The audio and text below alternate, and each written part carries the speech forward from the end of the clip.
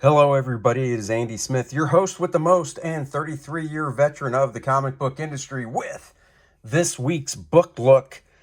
We are looking at The Wizard, MARC SILVESTRI Millennium Edition.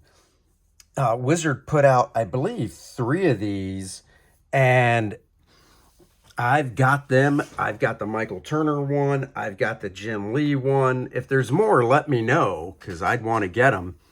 And the next few weeks, we're focusing on the Wizard Millennium editions, featuring those guys. First out of the gate, MARC SILVESTRI. This is a nice hardcover book they put out. Goes through Mark's career. Once again, book looks, if you're new to them, I pull a book off my shelf and go through it with you. Guys, I have pulled this book off my shelf. Obviously came out, it looks like in 2006, going by Mark Waid's intro. I have not cracked this book in at least 7 or 8 years. Yep, July 2006. So let's go through it. Fate in a Salad. Introduction by Mark Waid. Supersized with an enigmatic personality that stretches from zen-like calm to bulldog competitiveness. The world's tallest comic superstar has leapt the artistic ladder to the top of a cow-stamped empire, but not every rung was an easy climb. Mark is a tall dude. This book is 18 years old. He is 6'7", a former bouncer. And I'm just going to see if it says anywhere. I'm skimming through to see if it says how old he was back then. I don't see it. Oh, here we go. He was born in 1959, March. So he is 10 years and a few months older than me. That means he just had a birthday and turned 65, retirement age. So, but is he going to retire? Hopefully not, because that Batman stuff he put out just recently was beautiful. So 65, so this was 2006. I was going to be 37 that year, which means he was 47. Good looking dude for 47. So this just goes back and tells about how he started and stuff like that. We all remember there was a Witchblade TV show there for a while. These are his influences. Frank Frazetta, you can definitely see. Bernie Wrightston, totally see that. Jack Kirby, Barry Windsor Smith, Neil Adams, Walt Simonson. You can see all those guys in his work. I will say, though, I'm a little surprised there's no John Buscema. I would have thought John Buscema would have cracked the top 6 right here. These top 2 with Frank, if this is in order, and Bernie don't surprise me one bit. Talking about his big break, let's see. He was doing Hunter Killer at the time of this. I'm just scrolling, reading through it to see. Silvestri broke into the industry as a Buscema clone before developing his own dynamic style by mixing the classic influences of Neil Adams, Frank Frazetta, Jack Kirby, Walt Simonson with modern inspirations from artists like Jim Lee and Mike Mignola. Were all these amalgams of all these influence, Silvestri says, take all these influence just like I did and add your own twist. And, you know, he was around before Jim Lee was, but like he said, he was definitely doing more of a Buscema type thing. And then when Jim Lee really broke out, you could see Mark change a little bit. And I think Mark's work has so much life and energy. His X-Men work, of course, is great. I love his Wolverine stuff. Dan Green's inking, I think, is just fantastic. I'm not sure. I think I heard that he wasn't a fan of Dan Green's inking, but I loved it. I thought his Wolverine work with Dan Green's beautiful brushwork was just fantastic. Art School Confidential. Here we go. This is some of my favorite work of Mark's. Now, yes, this is X-Men, but and And I was just bragging on Wolverine, but in Wolverine, he did draw some of the X-Men characters, and they were gorgeous. Don't get me wrong, I love Cyberforce. I love everything Mark does. In 1987, Silvestri went from Spider-Man to the Avengers to X-Men in a matter of months. I don't even remember the Spider-Man stuff. I'm sure this book has a checklist. Let's see. I'm just skimming through here. Yeah, Mark did do Conan the King. I have some of those.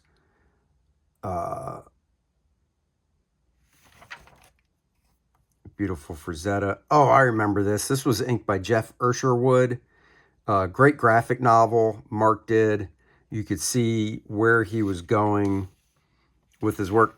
This issue of Conan's the one I love right here. I believe it was inked by Joe Rubinstein. Yeah, and from what I heard, he was not a fan. Let's see. Marvel took the story and put it into a regular Conan the Barbarian book.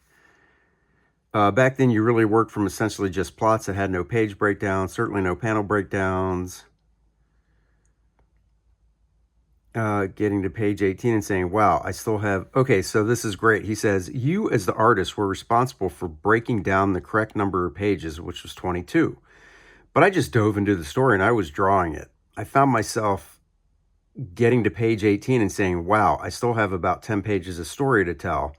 By the time I got to page 22, I called up Marvel and said, hey, I'm running a few pages over. Do you mind if I draw it up to page 26? And of course, they had a fit. So much so that they wound up taking a pair of scissors and recutting and resizing all the panels to fit within 22 pages. Even with all the drama, the end result did boast one of Silvestri's favorite covers of all time. It had this great Walt Simonson cover of him fighting a giant owl, which sounds really stupid, but when you got Walt Simonson doing it, he can make Conan fighting a giant owl look really cool. I had no idea that they chopped it up like that. I mean, I guess I did because I read this back when I got this book, but I'll have to go back and look at that issue because that's crazy. But hey, man, it's 22 pages. You can't just be like, add pages, especially early on in your career like that. Hard to believe, but Marc Silvestri didn't have to toil and sweat as underappreciated artist for years. He said after he did the Conan story, he got a call from First Comics, which was starting back then. Actually go to their offices and hang out there. I think at the time they had Mike Rowe doing John Sable. They had Howard Chaykin doing American Flag. They had this Warp title, Neil Adams, which I own a few issues of. Frank Bruner was working on it. I'm, of course, not reading now. I'm just telling you. I think Jerry Bingham did too. Let's see. I still have some of the original work, which is awful as well, Silvestri laughs. I actually remember calling Jim Shooter because I was worried that if I took a job anywhere else, I'd never get to work for Marvel again. He said, go ahead and do it. I'm just wondering who inked it. It doesn't say, or he doesn't say. Too hard to tell on that cover. I think it, yeah, I can't tell. I wonder who inked the inside. Now I'm curious. I might have to try and find that just for the hell of it. Oh, this was Silvestri's first X-Men issue. I didn't know that. Well, that's cool. Covered by Art Adams. Nice. This is what I'm talking about. I love that. Great stuff. Very, very Mignola-esque looking.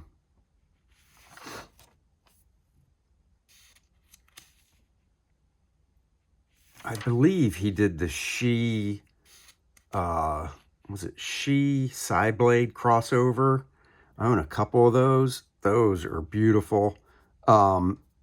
This X-Men stuff, when he came back to it, I think, was it Grant Morrison doing the writing? Those issues are great. Hunter Killer was really good.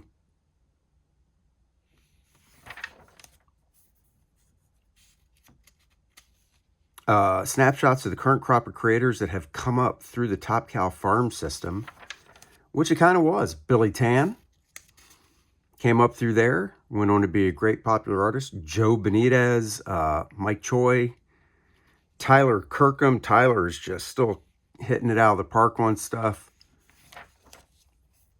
David Nakayama. I don't know what he's doing anymore. Joe Weems, just a fantastic inker. Steve Furchow, great colors. Eric Basaluda. Whoa, where's Dave Finch? I'm really surprised. Let's see. This, I think, is breaking down key issues that he did. Oh, love this. Love that. His work just has a great, it's real, but it's cartoony at the same time. Oh, right here. Just, man, great stuff. Back in brown. Getting him back in that costume. I love the lighting here. And Cyber Force. I think I've got the trade paperback. I've got a couple copies of #1. I did enjoy when Scott Williams inked over his work. Of course, he's really known for Darkness. I don't have a lot of Darkness, to be honest with you. It just wasn't my bag, baby. Hey, not everything's going to be. And then, like I said, new X-Men. Yep, Grant Morrison. This stuff was great. Very cool here. Mark draws great-looking women, very heroic, strong-looking dudes. Hunter Killer. I did enjoy Hunter Killer. And once again, guys, get that Batman work that he had come out last year. I got the individual issues. I did not get the trade paperback yet, and I'll tell you why. But I also got the first issue they put out in black and white. Or did they collect the first 3 or 2? But from France, I should be getting it in June. I ordered the hardcover that features the whole book. It's oversized, all 6 issues in black and white. So I can't wait to get that. Silvestri sketchbook. I love these initial character designs for Cyber Force. Great angle here. Just great pencils here. There actually is a Marc Silvestri sketchbook out there. It's the size of a comic book. It's probably just 32 pages. It's really cool if you can find it. Love these wrinkles right here. See, he draws just beautiful women.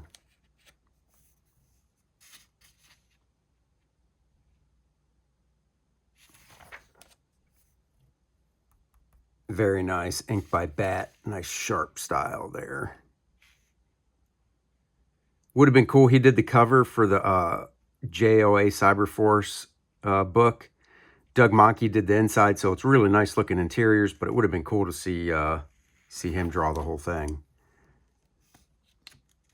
Nice jam piece here where you got Silvestri and Bat working together. Michael Turner, D-Tron, Gomez and Bat, Billy Tan, Aaron Soud, Dave Finch, Jason Gorder right there. This looks like Brandon Peterson down there, but I'm not sure because there's no... Joe Benitez, Randy Queen, Jason Gorder. Is that... Oh, I can't read the signature for that. That's Brandon, though. I wonder why there's no signature. That's weird. I love jam pieces like this. More really cool pencil work. The issues of Cyberforce where they crossed over with Wildcats. You know, so Jim Lee drawing Cyberforce, and you get to see Marc Silvestri drawing Wildcats characters is just fantastic. Oh, here we go. Checklist. Okay. It's alphabetical. I almost wish it was not alphabetical and chronological. There's the Silvestri sketchbook I was talking about. You should check out. Oh, look at that. Secrets uncovering 5 Silvestri comics you didn't know. Master of Kung Fu 119. I did not know that existed. What if 41? What if Marc Silvestri penciled an issue about Namor? Oh, wait, he did. Oh, I do have that. That has a really nice Michael Golden cover. Moon Knight 32. Oh, yeah, I got that because I think Kevin Nolan did the main story. Mark did the backup. Fantastic Four 296. That I didn't know about. Star Trek X-Men. Now, Mark didn't draw the whole book, but the pages the whole book is really nice, but the pages he did draw are fantastic. He nails the likenesses. And let me tell you, he does this great introductory shot of Gladiator. X-Men 218 was his first one. I don't have that one. And I love getting first issues of books by people, so I might have to get that. Silvestri went on to pencil 33 classic issues of Uncanny, then 24 of the Wolverine spinoff. So there you go. The other side, House of Mystery 292. I did know about that. I don't have it. Ghost 104. Didn't know about that. Weird War Tales. Another one didn't know about. Conan 135. Just talked about. Phantom Force 1. Yep, got that.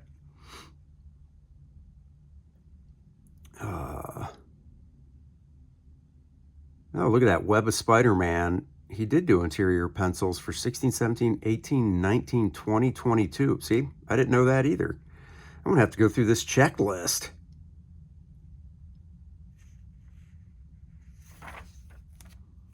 Oh, now we get the gallery, the good stuff.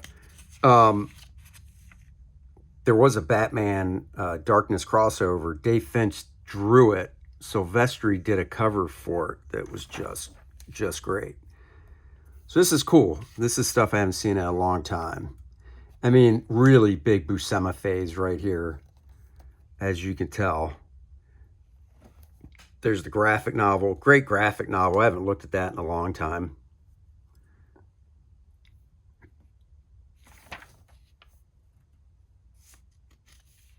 X-Men Avengers.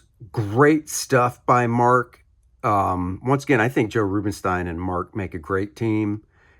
Mark didn't draw 4 issues. Towards the end, Keith Pollard, I believe, took over. And, you know, Keith's stuff is fantastic. So it was in good hands. But 4-issue miniseries. Come on, draw the whole thing. Some great X-Men stuff when he was working on that. Oh, great cover. What do you think about Dan Green's inking? Who's your favorite inker over Marc Silvestri?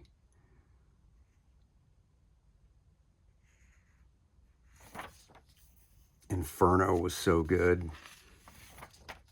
I got a lot of Mark stuff, X-Men stuff in trade paperback form. And then, of course, Wolverine. I mean, some of this stuff you can definitely see in this cover and this cover, more of a Mignola influence. But I love these covers, love that.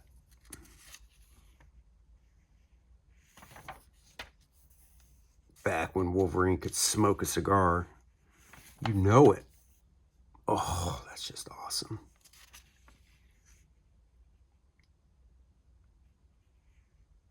So feral. His Wolverine was just so freaking feral looking. And then, of course, the Marvel swimsuit issues. If Mark's working on it, you have him draw the ladies because he draws very attractive women. Beautiful. As I was talking about, these issues of X-Men I have as a trade paperback. Just great stuff. This is just the cover, obviously. Yeah, he just did the cover pencils for this stuff, Deadly Genesis. And then, of course, Cyberforce. Cyberforce. No one can do it like Cyberforce. Here we go. This is what I'm talking about. Cyberforce 2 and 3 were the crossovers. Also got to draw Pitt. Man, this was such an exciting time in comics. Just love this stuff. There it is, Sideblade She. This is the one I have.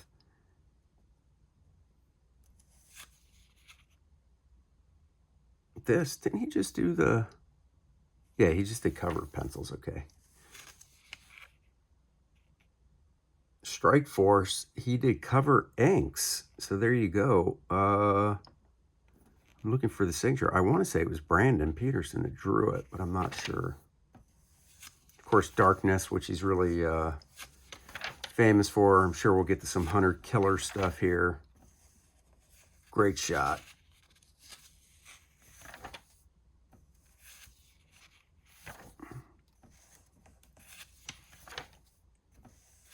Oh, yeah. Witchblade action.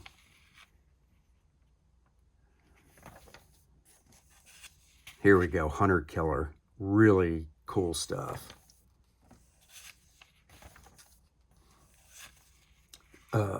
Arcanum. These were just covers.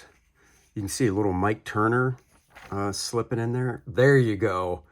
One of his first Batman pieces, I think, that I saw. And I was like, oh my God, get Silvestri on Batman. And it took, this is 1996. It took almost 30 years, but we finally got to see him do Batman.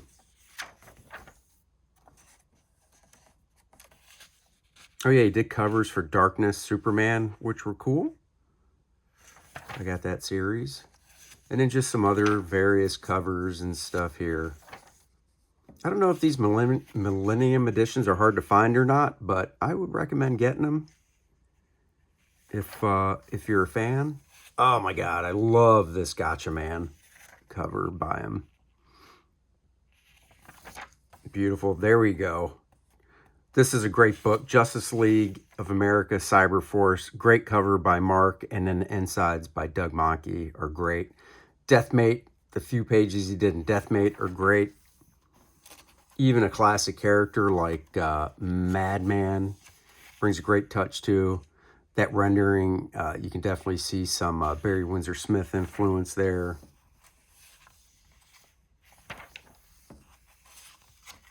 Yeah, so just really great stuff, guys.